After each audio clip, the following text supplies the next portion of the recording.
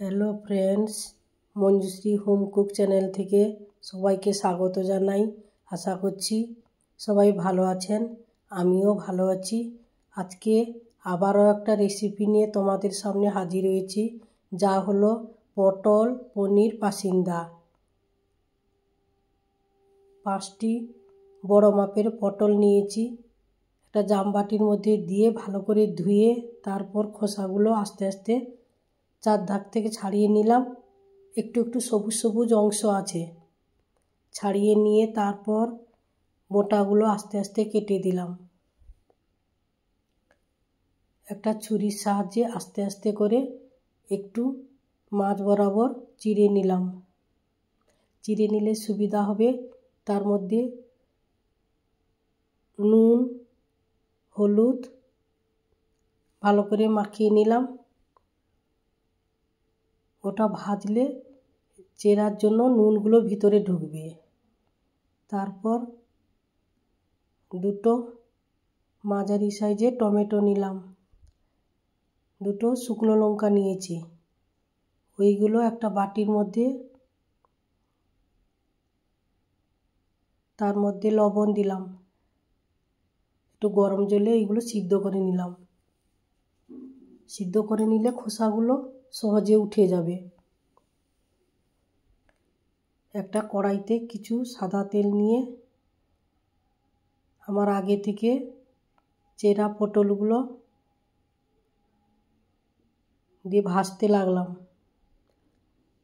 এটা mixture grinder জারের মধ্যে সেদ্ধ করা দুটো টমেটো, দুটো শুকনো লঙ্কা অল্প জল দিয়ে সেগুলো পেস্ট করে নিলাম। এদিকে আমার কড়াইয়ের মধ্যে পটলগুলো দিয়েছিলাম, ওইগুলো লাল লাল করে ভাজা হয়ে গেছে। এবার তুলে নিব। ভাজার পর কড়াইতে কিছু পরিমাণ তেল থেকে গেছিলো, তাতে গোটা গরম মশলা ফোড়ন দিলাম।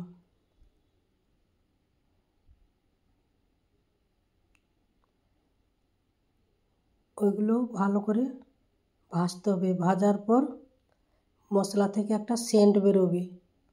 বেরোনোর পর আগে থেকে বেটে রাখা টমেটো পেস্ট ওর মধ্যে অ্যাড করে দিলাম। হলুদ গুঁড়ো, কাশ্মীরি লঙ্কার গুঁড়ো, জিরে গুঁড়ো,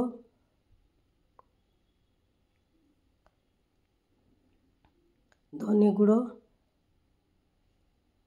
দিয়ে ভালো করে মশলাটাকে কষাতে হবে যতক্ষণ না তেল ছাড়ছে মশলা থেকে। ভালো করে কষাতে হবে। তার মধ্যে দুটো তেজপাতা অ্যাড করে দিলাম। এবার ভেজে রাখা আমার পটলগুলোও তার মধ্যে অ্যাড করে দিলাম। ওই পটলগুলো মশলার মধ্যে ভালো করে মেশাতে হবে। আগে থেকে পনিরগুলো ছোটো ছোটো কেটে রেখেছিলাম, ওইগুলোও অ্যাড করে দিলাম। এবার পনির পটল একসঙ্গে মিশিয়ে ভালো করে কড়াইতে একটু ভাজা ভাজার মতো করে নিতে হবে। ওইটা ভাজা ভাজা হয়ে এলে আগে থেকে আমার জল গরম করা ছিল, ওইটা অ্যাড করে দিলাম। বন্ধুরা, আমার রেসিপিটা যদি আপনাদের ভালো লাগে তাহলে আপনারা লাইক কমেন্ট শেয়ার করবেন। আজ আসছি, নমস্কার। আবার একটা নতুন